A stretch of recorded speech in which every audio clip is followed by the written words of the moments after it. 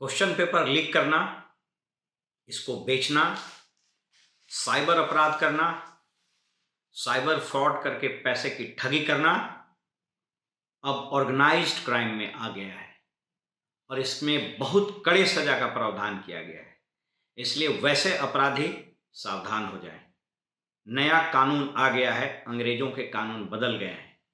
भारतीय न्याय संहिता नोटिफाई हो चुका है और ये अस्तित्व में आ गया है। नमस्कार, मेरा नाम है ओम प्रकाश यादव और आप देख रहे हैं वॉइस ऑफ रिपब्लिक।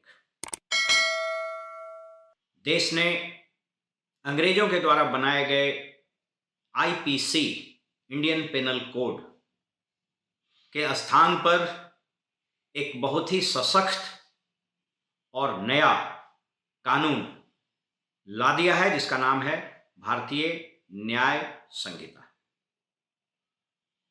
इस पर विवेचना की एक श्रृंखला प्रारंभ होगी और अलग अलग सेक्शंस, इसमें जो प्रावधान किए गए हैं, आईपीसी के जो पुराने सेक्शंस थे उसके बदले इसमें कौन से सेक्शन रहेंगे। जैसे हम लोग सुनते थे हत्या 302, वो अब बदल गया, वो कौन सेक्शन होंगे, इन सबों पर श्रृंखला शुरू की जाएगी।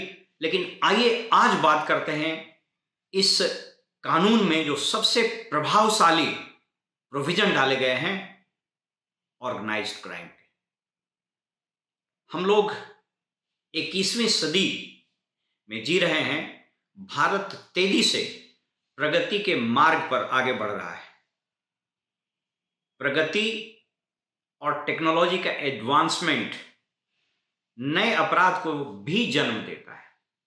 इंटरनेट, डिजिटल टेक्नोलॉजी और बहुत सारे वैसे चीज जो आज से 20-25 साल पहले अस्तित्व में नहीं थे, अब वो आ गए हैं। समाज बदल रहा है, इसलिए समाज का स्वरूप भी बदल रहा है और अपराधी भी अपने अपराध करने के तरीके बदल रहे हैं।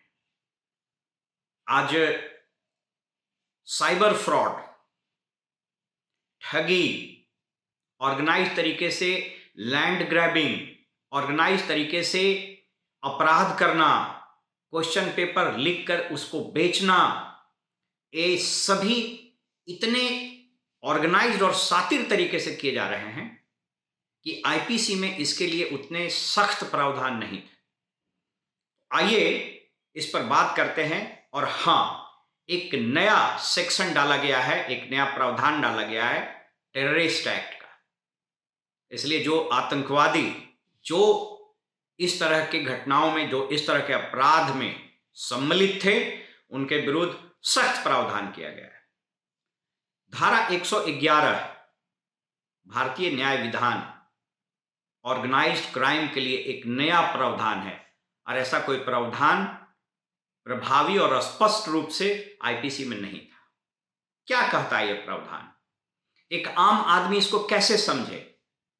आप यूं समझें कि लैंड ग्रैबिंग से लेकर एक्सटॉर्शन तक, फिरौती से लेकर पैसे लेकर हत्या करवाने तक, साइबर फ्रॉड से लेकर अनऑर्गेनाइज्ड तरीके के इकोनॉमिक ऑफेंसेस जिस कदर बढ़े हैं, वे सामान्य प्रोविजन से उसका नियंत्रण नहीं हो पा रहा था। इसलिए इसमें प्रावधान बनाए गए कि इस तरह के अपराध जिसको संगठित गिरोह की भी परिभाषा दी गई है, 2 या उससे अधिक सिंडिकेट के रूप में जो काम करेंगे या जो लोग ऐसे सिंडिकेट से काम करवाएंगे, ये सभी इस ऑर्गेनाइज्ड क्राइम में संगठित अपराध की श्रेणी में आएंगे। अगर इन अपराध के कारण कोई घटना होती है, जैसे मृत्यु हो गया या उसका अंगभंग हो गया या और इस तरह की घटनाएं हुई, तो सजा का प्रावधान क्या किया गया है, इसको आप समझें कि वैसे इस ऑर्गेनाइज्ड क्राइम के परिभाषा में जो अपराध आते हैं उसके कारण यदि मृत्युदंड या आजीवन कारावास की सजा होती है तो उसके साथ साथ, यानी उतना में भी छुट्टी नहीं होगा, 10 लाख रुपए तक के फाइन के प्रावधान किए गए हैं। यदि इस ऑर्गेनाइज्ड अपराध, संगठित अपराध के कारण जो परिणाम आता है, यानी जो घटना घटती है, जो अपराध होते हैं, उसमें यदि 7 साल तक के सजा का प्रावधान है, तो इसमें किया गया है कि इसे आजीवन कारावास में भी तब्दील किया जा सकता है। फर्ज कीजिए कि इस ऑर्गेनाइज्ड क्राइम, संगठित अपराध के कारण कोई ऐसा अपराध हुआ जिसकी सजा मात्र 7 साल की थी, तो इसमें यह डिस्क्रिप्शन दिया गया है कि इसको आजीवन कारावास में बदला जा सकेगा। अन्यथा होता क्या है कि ये संगठित अपराध बड़े भयावह होते हैं, लेकिन जो, अब फर्ज कीजिए कि कोई संगठित अपराध के कारण आपका लैंड ग्रैब कर लिया जा रहा है, जमीन दखल कर लिया जा रहा है, वो एक अपराध, एक संगठित अपराधी का गिरोह वैसा काम कर रहा है, उसमें सजा तो बहुत कम है, लेकिन इसमें सजा को बहुत ही पावरफुल कर दिया गया है। इसके बाद एक प्रावधान है सेक्शन 112।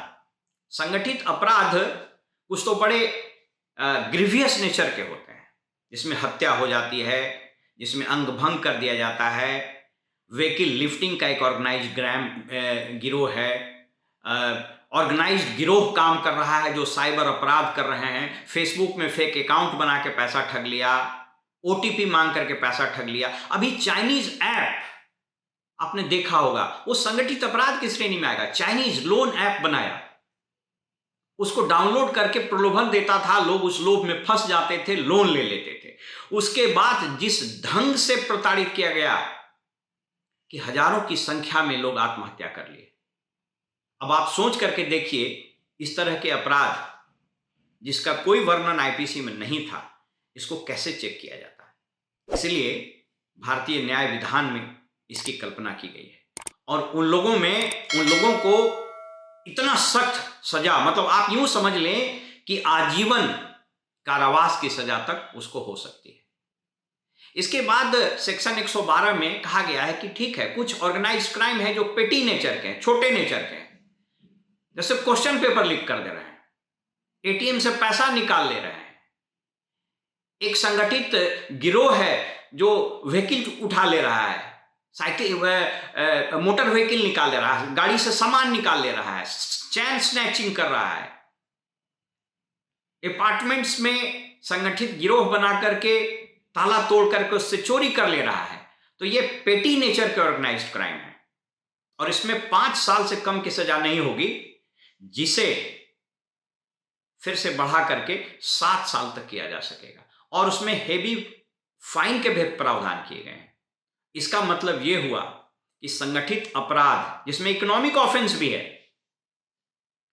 अब 2 श्रेणी में बंट गए। एक गंभीर प्रवृत्ति के संगठित अपराध, जिसमें मृत्युदंड, आजीवन कारावास के साथ साथ फाइन भी होगा, और एक अपेक्षाकृत कम ग्रीवियस पेटी क्राइम जो संगठित अपराध हैं, उसमें भी 7 साल और उसके फाइन के प्रावधान किए गए। इसके अलावा भारतीय न्याय विधान संहिता में 113 सेक्शन डाला गया है, जो टेररिस्ट एक्ट के नाम से, यह भी एक नया प्रावधान डाला गया है। सब लोग जानते हैं कि हमारा देश पड़ोसी मुल्कों और अन्य आतंकवादी संगठनों, टेररिस्ट ऑर्गेनाइजेशंस, कोई कहीं बैठा है, कोई देश से दूर बैठ करके अपराधी टेररिस्ट हिंदुस्तान के खिलाफ आतंकवादी घटनाओं को अंजाम दे रहा है। इसलिए उन सभी को कानून के दायरे में लाने के लिए इस सेक्शन 113 दिया गया है, और इसमें भी मृत्युदंड और आजीवन कारावास तथा फाइन के प्रावधान किए गए हैं। ये कौन कौन से वो अपराध है, उसका पूरा डिटेल में मैं अभी नहीं जा रहा हूं। इस विवेचना की और श्रृंखला हम लोग शुरू करेंगे, और खास करके पुलिस अधिकारियों और लॉ पढ़ने वाले छात्रों, यहां तक कि सामान्य आम नागरिक के उद्देश्य से भी हम इस पर बात करेंगे कि एक आम आदमी कैसे समझे। तो टेररिस्ट एक्ट में बहुत कठोर सजा के प्रावधान सेक्शन 113 में किया गया है, लेकिन उसमें एक सेफ्टी दिया गया है, एक राइडर लगाया गया है, एक गार्ड दिया गया है, प्रोटेक्शन दिया गया है। वो ये कि इस सेक्शन के तहत एफआईआर यानी प्राथमिकी दर्ज करने का डिस्क्रिशन एसएचओ या इंस्पेक्टर या डीएसपी का नहीं होगा। वो सिर्फ सुपरिंटेंडेंट ऑफ पुलिस यानी एसपी रैंक के अधिकारी यह निर्णय ले सकेंगे, वही ये डिसाइड कर सकेंगे कि किसी टेररिस्ट एक्ट को सेक्शन 113 में उसके अंतर्गत किए गए अपराध का एफआईआर किया जाए या नहीं। ऐसा इसलिए किया गया है, आपने देखा होगा कि टाटा और कोटा वगैरह में बहुत मिसयूज हुआ, जहां पुलिस के निचले और मध्यम क्रम के अधिकारियों ने अपने व्यक्तिगत दुश्मनी साधने या एक्सटॉर्शन करने के लिए, मुंबई में कई ऐसे मामले आए जिसमें पुलिस अधिकारियों ने एक्सटॉर्शन करने के उद्देश्य से बहुत निर्दोष लोगों को टाटा, मोकोका और पोटा आदि में फंसा दिया था। इसलिए इसमें यह सुरक्षा दी गई है, एक प्रोटेक्शन दिया गया है कि एसपी से नीचे का आदमी एफआईआर करने का निर्णय नहीं ले सकेगा। इसलिए ये एक तरह से प्रोटेक्शन है। तो सेक्शन 111 ऑर्गेनाइज्ड क्राइम, सेक्शन 112 पेटी ऑर्गेनाइज्ड क्राइम और सेक्शन 113 टेररिस्ट एक्ट, ये तीनों प्रावधान स्वागत योग्य कदम हैं। प्रश्न सिर्फ यही उठता है कि कानून तो बहुत अच्छा बना, प्रावधान भी बड़े कड़े किए गए हैं, सरकार की मंशा भी बहुत अच्छी है, लेकिन प्रश्न उठता है कि इसको एग्जीक्यूट करने वाले एजेंसी ने अगर इसका ठीक से एग्जीक्यूशन किया, पुलिस और इन्वेस्टिगेटिंग एजेंसी अगर इसका ठीक से एग्जीक्यूशन करके इस पूरी प्रक्रिया को तार्किक अंत तक यानी कन्विक्शन तक ले गया, तो कानून का डर लोगों में व्याप्त होगा। एक चीज याद रखें कि कानून का डर, कानून का इकबाल, यह जरूरी होता है, पुलिस का डर नहीं। दुर्भाग्य से हमें पुलिस का डर है, कानून का नहीं। उम्मीद ये करनी चाहिए कि राज्य सरकार इस दिशा में और भारत की सरकार या अन्य राज्य भी इस दिशा में अच्छा पहल करेगी, अपने इन्वेस्टिगेशन को, अपने प्रोसिक्यूशन को और इस पूरे प्रोसेस को स्ट्रेंथन करेगी, ताकि इतना शानदार कानून जो बना है इसके प्रावधान को लागू करके संगठित अपराध और आतंक का जो खेल इस देश में चल रहा है उसको नेस्त नाबूद किया जा सके और हम अपराध मुक्त समाज की कल्पना कर सकें। नमस्कार।